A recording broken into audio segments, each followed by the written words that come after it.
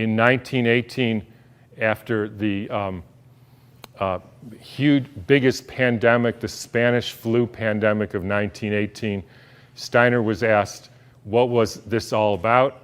And he said, well, viruses are simply excretions of a toxic cell. Viruses are pieces of DNA or RNA with a few other proteins. They bud out from the cell.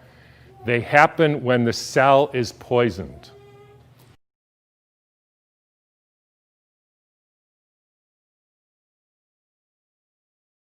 So what happened in 1918? There was a huge, in every pandemic in the last 150 years, there was a quantum leap in the electrification of the Earth. In 1918, late fall of 1917, there was the introduction of radio waves around the world.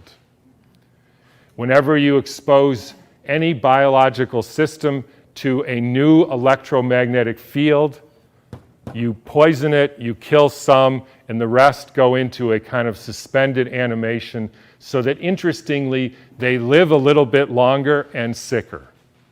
And then starts in World War II with the next pandemic with the introduction of radar equipment all over the Earth, blanketing the entire Earth in radar fields. First time humans have ever been exposed to that. In 1968, there was the Hong Kong flu, and it was the first time the Earth has a protective layer in the Van Allen belt, which essentially integrates the cosmic fields from the sun and the Earth, from the moon and Jupiter, etc., integrates that and essentially distributes that to the living beings of the Earth. And we put satellites emitting radioactive frequencies in the Van Allen belt. Within 6 months, we had a new viral pandemic. Why viral? Because the people are poisoned, they excrete toxins, they look like viruses. People think it's a flu epidemic. You can read about this in a book called The Invisible Rainbow by Arthur Furstenberg, who chronicles all the steps in the electrification of the Earth and how within 6 months there was a new flu pandemic all over the world.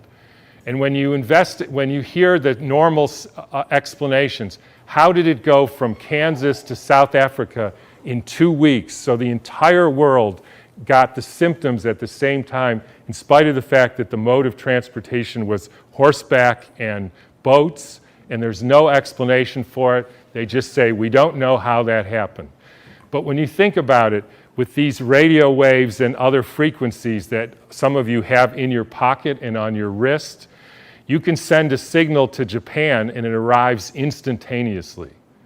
So any of you who don't believe there is an electromagnetic field that communicates globally within seconds just is not paying attention to this.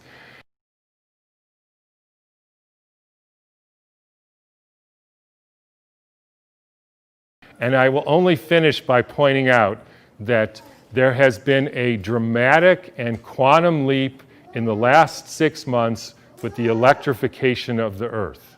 And I'm sure a lot of you know what that is. It's called 5G, where they now have 20,000 radiation-emitting satellites, just like the radiation-emitting thing in your pocket and on your wrist and that you use all the time. That is not compatible with health. I'm sorry to say it, it's not compatible with health. That is a water destructuring device. And for any of you who say, yeah, well, we're not electrical beings, we're just physical matter, then don't bother doing an EKG or an EEG or a nerve conduction test, because we are electrical beings and the chemicals are only the byproduct of those electrical impulses. And I'll finish with, anybody want to make one guess as to where the first completely blanketed 5G city in the world was? Exactly. So when you start thinking about this, we are in an existential crisis here, folks, the likes of which humankind has never seen. But this is something that is unprecedented. the putting of 100,000 satellites in the very blanket of the Earth. And that is a perfect storm for the kind of deterioration of the species, which is what we're now experiencing. In times when there were no electrical currents, when the air was not swarming with electrical influences, we're talking 1917, it was easier to be human. For this reason, in order to be human at all today, it is necessary to expend much stronger spiritual capacities than was necessary a century ago. So I'll just leave you with whatever you can do to increase your spiritual capacities, because it's really damn hard to be a human being these days. So thanks for listening.